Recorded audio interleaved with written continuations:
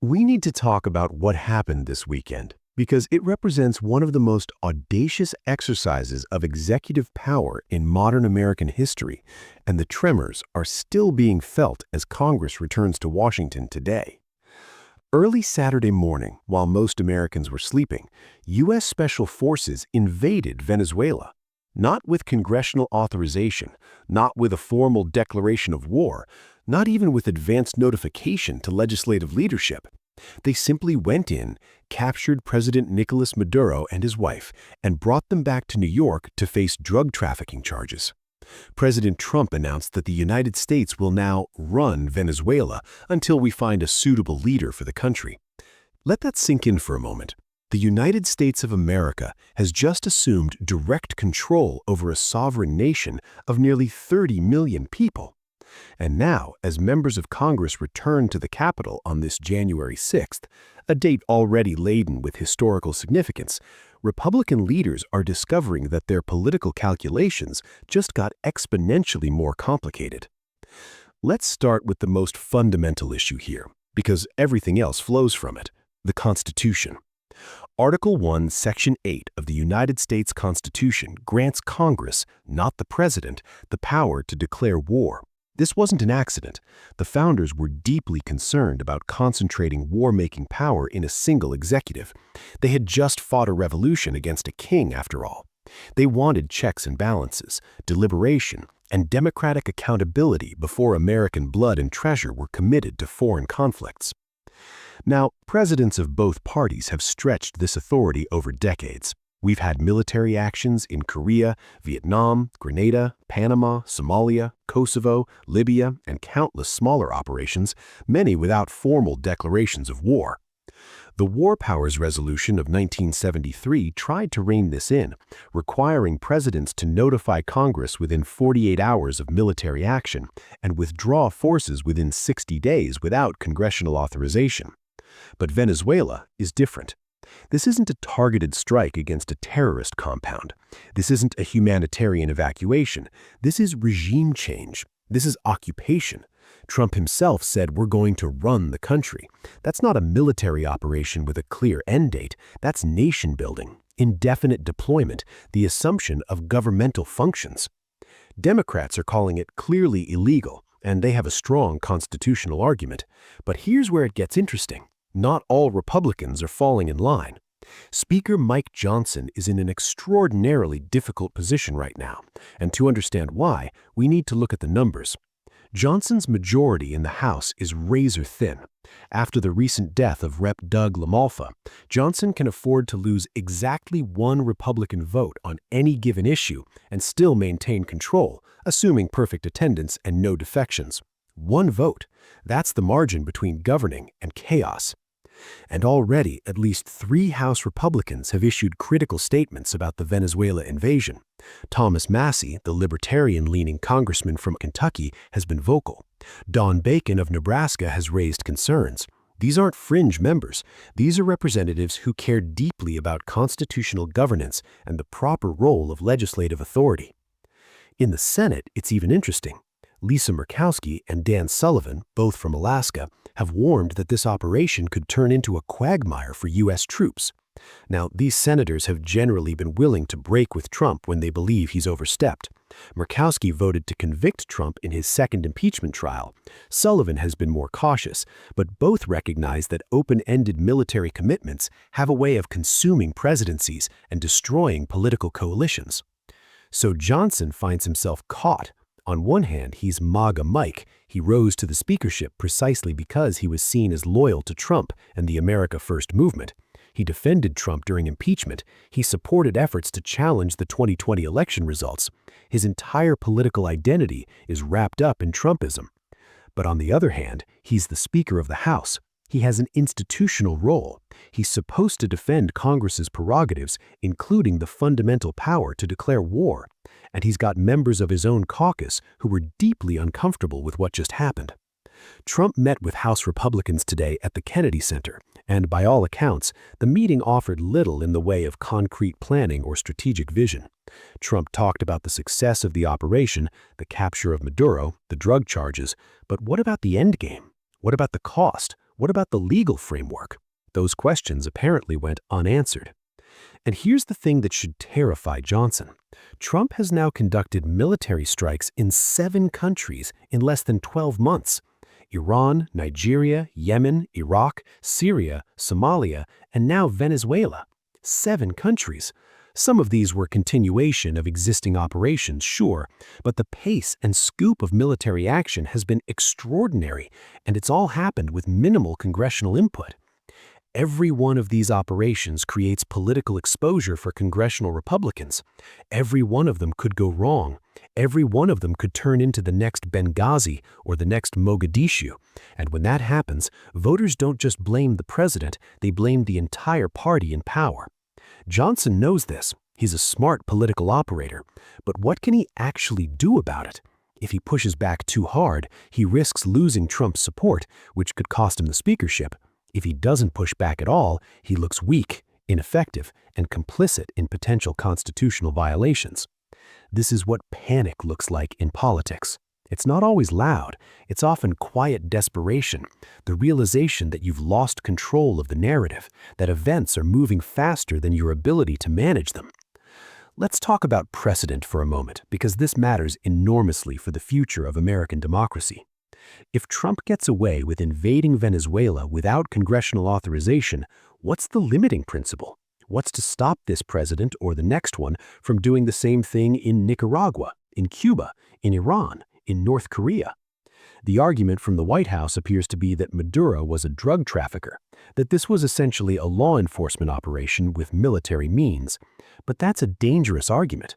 By that logic, any foreign leader who's committed crimes under U.S. law could be subject to military action and regime change without congressional approval. Mexico has problems with cartel violence and corruption. Does that mean a future president could order special forces to kidnap Mexican officials? Pakistan has harbored terrorists. Does that justify invasion? Russia has committed war crimes in Ukraine. Can we unilaterally decide to remove Putin? These aren't hypothetical questions anymore.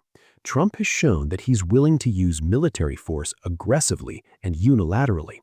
The question is whether Congress, and specifically whether congressional Republicans, will assert their constitutional authority or simply defer to executive power.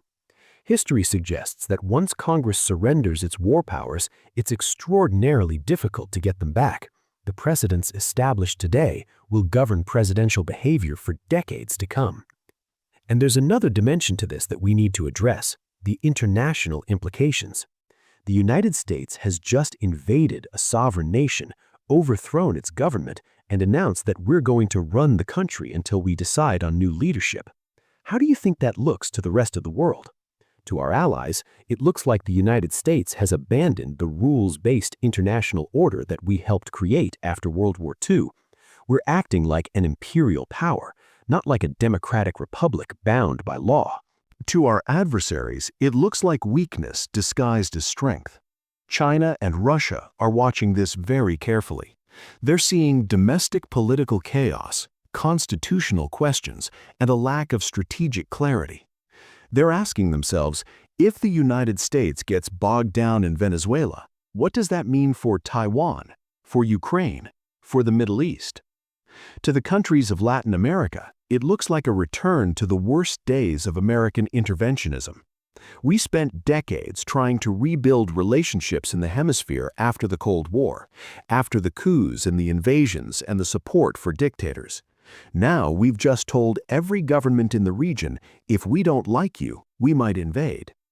Venezuela has oil. Venezuela has strategic location. Venezuela has been a thorn in America's side for years under Chavez and Maduro. But so have lots of countries. The question isn't whether Maduro was a bad actor. He clearly was. The question is whether unilateral American military action, without international support, without congressional authorization, without a clear plan for what comes next, is the right way to deal with bad actors. And GOP leaders know this is a problem. They're not stupid. They understand geopolitics. Many of them served in the military or on foreign policy committees. They know that regime change is easy and nation building is hard. They know that Iraq and Afghanistan cast long shadows over American politics. But they're trapped. They can't criticize Trump too loudly without alienating their base. They can't support him too enthusiastically without looking like they're abandoning constitutional principles. So they're trying to thread the needle, offering tepid support mixed with vague concerns about process. It's not working. The base sees weakness. The moderates see hypocrisy. The Democrats see opportunity. Let's talk about the political calendar, because timing is everything in Washington. We're heading into a midterm election year. Trump's approval rating is at 38%. His economic approval is at 36%. Independents are moving away from him. Even Latino voters, who gave him stronger support in 2024 than in 2020, are starting to have second thoughts. Congressional Republicans are looking at these numbers and they're terrified. Midterm elections historically favor the opposition party. The president's party almost always loses seats. And with Trump's declining approval and now this Venezuela situation creating new uncertainties, GOP members are worried about their own political survival. Here's the nightmare scenario for Republicans. Venezuela turns into a long-term occupation. American casualties start mounting. The cost balloons. The political situation in Caracas remains chaotic. There's no clear exit strategy. And suddenly, every Republican in Congress is being asked by their constituents, why did you let this happen? Why didn't you stop it? Democrats will hammer this message relentlessly. They'll tie every Republican to Trump's foreign policy. They'll run ads showing American troops deployed indefinitely in Venezuela. They'll ask why we're spending billions rebuilding another country when we have problems at home. It's a powerful narrative, and it's exactly the kind of thing that can flip suburban districts and swing states. Johnson understands this. So do Mitch McConnell and the other Republican leaders. But they're stuck because Trump is still the head of the party, still commands fierce loyalty from a significant portion of the Republican base, and still has the ability to destroy political careers with a single social media post. This is what happens when a party becomes a cult of personality rather than a coalition of principles. When your entire political identity is wrapped up in loyalty to one person, you lose the ability to exercise independent judgment. You lose the ability to say no, even when no is the right answer. And make no mistake, a lot of Republicans want to say no to this Venezuela adventure. They just don't know how to do it without committing political suicide. There's also the question of what Trump told congressional leaders before the operation and when he told them. According to reports, the White House briefed congressional leadership only after the operation had already begun. Trump's justification? Congress has a tendency to leak. He didn't trust them to keep the operation secret. Now, there's some truth to that. Congress does leak. Washington leaks. That's the nature of a system with separation of powers and freedom of the press. But that's not an excuse for bypassing congressional notification entirely. The War Powers Resolution requires the president to consult with Congress in every possible instance before introducing forces into hostilities. It doesn't say consult with Congress unless you think they might leak. It doesn't say consult with Congress if you feel like it. It says Congress must be consulted. By conducting the operation in secret and only notifying leadership after the fact, Trump essentially gutted the War Powers Resolution. He reduced congressional consultation to a briefing after the decision had already been made, after the troops had already been deployed, after the invasion had already occurred. This is executive power expanding in real time, and it's happening with barely a whimper from the legislative branch. Some Republicans are defending this approach. They're saying that operational security required secrecy, that the element of surprise was crucial to the mission's success, that consulting with Congress would have compromised the operation. But that's a dangerous argument. By that logic, the president could conduct any military operation in secret and simply notify Congress after the fact. The consultation requirement becomes meaningless. Congress's role in war-making becomes purely advisory and retrospective. That's not what the founders intended, that's not what the Constitution requires, and it's not what a healthy democracy looks like. So where does this leave us? What happens next? Democrats are demanding votes on authorization for military force in Venezuela. They want to force Republicans to go on the record to either support the invasion or oppose it. That's a smart political move because it puts GOP members in an impossible position. Vote yes, and you're endorsing what many legal scholars believe is an unconstitutional war. You're supporting open-ended military commitment without a clear strategy or exit plan. Vote no, and you're breaking with the president of your own party. You're potentially inviting a primary challenge from a Trump-backed opponent. You're risking the wrath of the base. Most Republicans will probably try to avoid the vote entirely. They'll find procedural ways to table it, to delay it, to keep it from coming to the floor. But that's politically risky too, because it looks like cowardice. It looks like you're afraid to take a position. Johnson is going to spend the next few weeks trying to manage this situation, trying to keep his caucus together, trying to avoid a direct confrontation with Trump while also not completely abandoning congressional prerogatives. It's an impossible task. Someone is going to be unhappy no matter what he does. In the Senate, things are slightly different. The Senate has more institutional independence, more members willing to buck party leadership, more tradition of asserting congressional authority. Murkowski and Sullivan have already raised concerns. Rand Paul, who's always been skeptical of military intervention, will likely push for a vote on authorization. The question is whether enough Republicans will join them to actually force meaningful action. My guess is probably not. The pull of party loyalty is still too strong. The fear of Trump is still too real. But the cracks are showing. The unanimity is breaking down. And that matters for the future. Let me close with this thought. What we're witnessing right now is a stress test of American democracy. Can our system of checks and balances survive a president who's willing to push constitutional boundaries?